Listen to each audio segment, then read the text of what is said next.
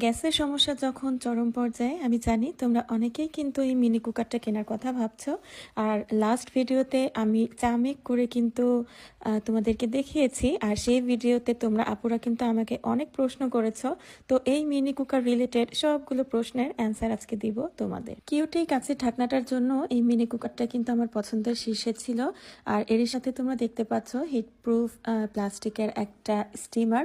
এই স্টিমারের মাধ্যমে কিন্তু তোমরা ডিম, আলু, সিম, বেগুন যে কোনো ধরনের সবজি ভাপিয়ে ভর্তা করে তোমরা খেতে পারবে। আর এর সাথে যে দেখতে পাচ্ছ একটা তার তো অবশ্যই লাগবে, যেহেতু এটা ইলেকট্রিকের সাহায্যে চলে।